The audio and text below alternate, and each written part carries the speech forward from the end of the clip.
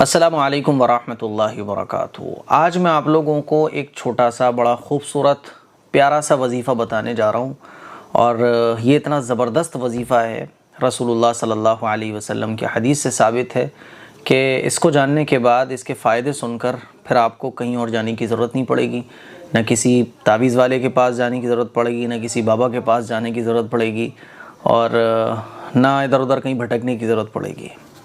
حضرت عبداللہ ابن خبیب رضی اللہ تعالیٰ عنہ ایک صحابی ہیں، وہ روایت کرتے ہیں کہ ہم حضور اکرم صلی اللہ علیہ وسلم کو بارش کی رات اور سخت اندھیرے میں تلاش کر رہے تھے۔ یہ صحابی ہیں جو حضور کو تلاش کر رہے تھے، کسی وجہ سے تلاش کر رہے ہوں گے کہ آپ صلی اللہ علیہ وسلم کو ہم پا گئے، یعنی حضور اکرم صلی اللہ علیہ وسلم کو انہوں نے پا لیا۔ تو آپ صلی اللہ علیہ وسلم نے فرمایا، تو حضور اکرم صلی اللہ علیہ وسلم نے ارشاد فرمایا، حضور کی عادت مبارکہ تھی کہ حضور اکرم صلی اللہ علیہ وسلم صحابہ کو اچھی باتیں، اچھی چیزیں بتاتے رہتے تھے، جن کو ہم اور آپ احادیث کے نام سے جانتے ہیں۔ حدیثیں ان کو ہی تو کہا جاتا ہے نا، حدیث حدیث حدیث کس کو کہتے ہیں؟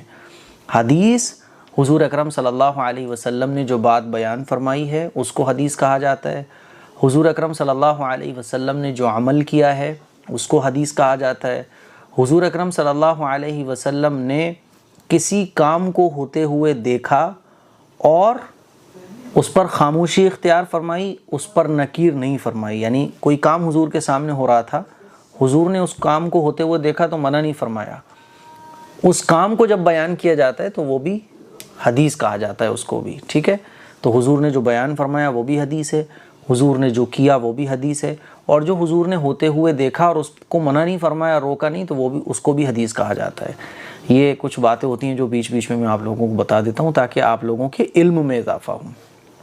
تو حضور اکرم صلی اللہ علیہ وسلم نے ارشاد فرمایا، 3 بار قل هو اللہ احد، اور 3 بار قل اعوذ برب الفلق، اور 3 بار قل اعوذ برب الناس صبح اور شام پڑھ لیا کرو، یہ تمہارے لیے ہر چیز سے کافی ہو جائے گا۔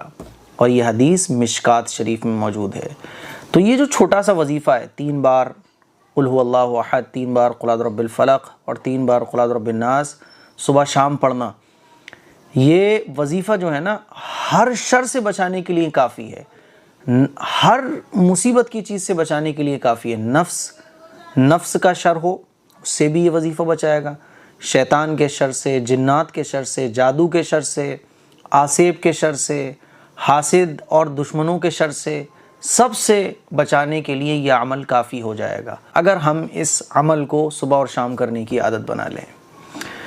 تو اب بتائیے کتنا ٹائم لگتا ہے؟ لیکن دقت تو وہی ہے کہ آج کل یہ صورتیں بھی ہمیں یاد نہیں ہیں، ہم ان صورتوں کو پڑھنے کی عادت ہی نہیں بناتے ہیں، اسی لیے صبح اور شام کی جو مسنون دعائیں ہیں رسول اللہ صلی اللہ علیہ وسلم نے بیان فرمائی ہیں، ان صبح شام کی دعاؤں کو پڑھنے کی عادت بنانا چاہیے۔ ہوتا کیا ہے کہ جب ان دعاؤں کو پڑھنے کا ہم اہتمام نہیں کرتے اور حضور اکرم صلی اللہ علیہ وسلم کی بتائی ہوئی چیزوں کو فالو نہیں کرتے، تو پھر ہمیں ان ڈھونگی باباؤں کے پاس جانے کی ضرورت پڑتی ہے جو کاغذ قلم لے کے بیٹھے رہتے ہیں، جن کو لکھنا بھی ڈھنگ سے نہیں آتا، جن کو بسم اللہ بھی ڈھنگ سے یاد نہیں ہوتی ہے، اور وہ جو ہے تعویذ گنڈے دے رہے ہوتے ہیں۔ ہمارے فیروز آباد میں ایک پتہ ہے آپ کو کنٹرول چلاتا تھا وہ آدمی، اس کا کنٹرول جو ہے وہ فلاپ ہو گیا، کنٹرول چلاتے چلاتے اس نے یہی شروع کر لیا۔ اب وہ کنٹرول بھی چلاتا ہے، کلین شیو ہے، اور صاحب یہی لے کے بیٹھ گیا وہ فلیتے فلاتے، اور جو کاغذ پین وغیرہ لے کے بیٹھ گیا، بس یہ کرتا رہے گا۔ 1 لاکھ روپے ایک اسٹوڈنٹ تھا، تو اس نے جو ہے وہ اس سے علاج کرایا کنٹرول والے سے، 1 لاکھ روپے اس نے لے لیے۔ اس کے بعد پھر وہ ہمارے والد صاحب کے پاس آیا وہ اسٹوڈنٹ، اور اس نے ساری کہانی بتائی، تو ہم نے اسے بولا کیا یار تم بتاؤ، تھوڑا سا تو سینس ہونا چاہیے تمہارے اندر۔ تو وہ بولا کیا بتائیں، بس مفتی صاحب پھنس گئے، کیا کر سکتے ہیں۔